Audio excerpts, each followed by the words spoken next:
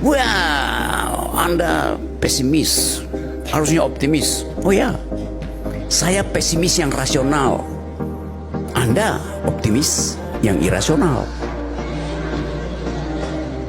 Jadi kita mesti fair mengatakan sesuatu tuh. Ya boleh apanya punya semacam harapan segala macam, tapi faktanya ada di situ sekarang, dan kelihatannya bukan rakyat yang harus terima keputusan Presiden Prabowo. Prabowo membaca bahwa keputusan itulah yang diinginkan rakyat. Itu namanya Vox Populi Vox Dei. Tidak mungkin Prabowo membatalkan keputusannya kalau setiap hari WA mama itu dia tahu itu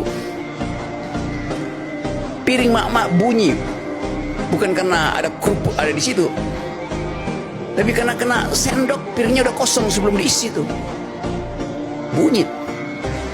Tadi pagi saya masih ngobrol dengan teman-teman di Hong Kong, TKI yang masih dikunci rekeningnya. Semua kita peduli dengan soal itu. Tetapi isu ijazah, isu fufafa itu jauh lebih, nilainya itu jauh lebih berbahaya ketimbang cuma soal amnesti segala macam. Karena itu ada setiap hari di percakapan mak-mak. Artinya bahwa sadar bangsa ini menginginkan diteruskannya perubahan radikal itu. Jadi jangan abaikan soal itu, seolah-olah itu soal kecil. Ini masih soal ijazah, masih soal fufafa. Yang mana yang diabaikan, yang mana? Mari kita abaikan. Jangan bicara tentang ijazah, jangan bicara tentang Bukan, kita menatap masa depan. Ya, masalah pupu papa juga yang mana? Pupu papa buktikan dong, laporin kalau memang ada persoalan hukum. Kita berbicara hukum hari ini. Kalau memang Bung Rocky bicara filsafat, silakan. Saya tidak akan masuk ke filsafat. Saya berbicara konteks hukum. Bicara banyak hal termasuk fufafa segala macam yang adalah laporkan. bagian dari Pupu papanya siapa? Gitu loh. Anda boleh pesimis terhadap pemerintah saya, tapi saya optimis. Saya pesimis yang dukung rasional. Anda Iya, maksud saya itu buktinya siapa pupu papa itu? Anda ngomong dong, sampaikan kepada publik. Siapa? Tunjukin. Oke, kita geruduk gitu loh sama-sama. Siapa? Saya ngomong sekarang ya. Periksa 8 kali itu dibahas di sini. Apa yang saya ucapkan? Periksa aja ya. Oke. Cukup ya. Apa yang mau saya periksa? Anda yang sampaikan pupu papa adalah ini gitu. Jadi biar kita tahu semua rakyat Indonesia. Jangan Anda berbicara dari segi filosofis. Saya tidak akan berbicara itu. Saya tidak akan memasuki ranah saudara. Karena itu ranah saudara. Saya berbicara konteks hukum di sini.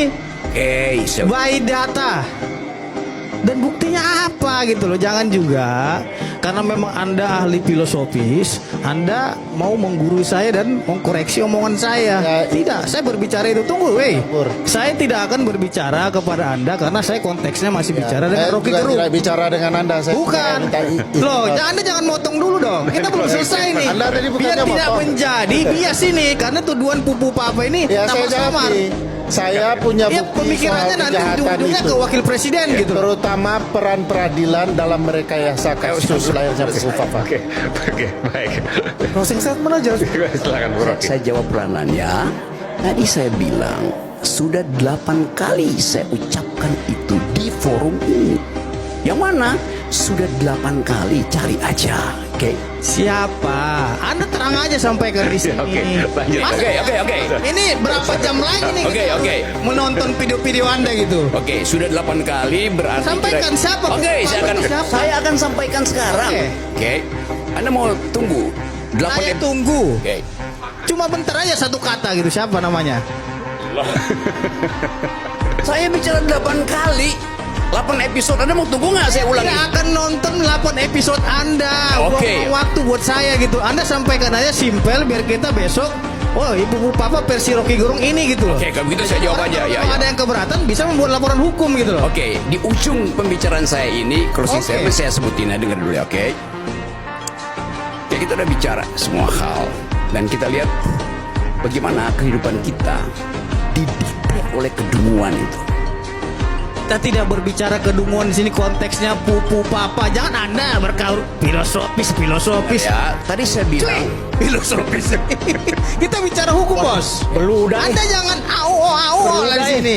Pupu papanya siapa? Itu yang saya tanya. Oke, saya mau jawab. Ngerti nggak bahasa saya? Pupu papa siapa? Tanda tanya besar. Saya akan Karena jawab. sampai sekarang kita juga nggak mau tahu itu.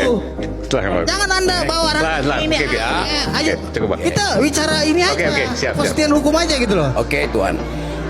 Saya bilang tadi. Saya bukan Tuhan. Udah. Ya, Tuhan Oke. itu yang maha kuasa gitu loh. Oke, budak. Anda yang budak. Karena itu kalau bukan Tuan Nama berarti saya ada Putra Romadhon Sution.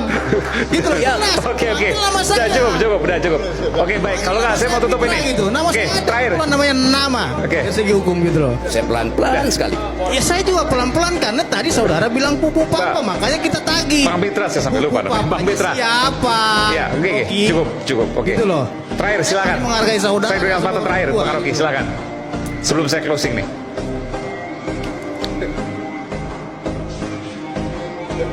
Di dalam teori hukum pertama, teori hukum ya,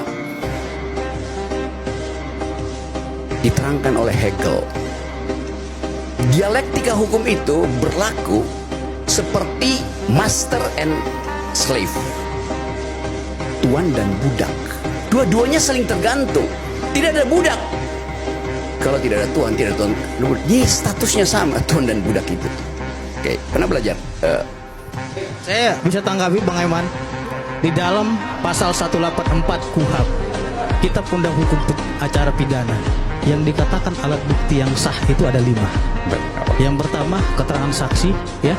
Yang kedua surat petunjuk, keterangan terdakwa. Soalnya bukan itu yang Ahli saya- bukan.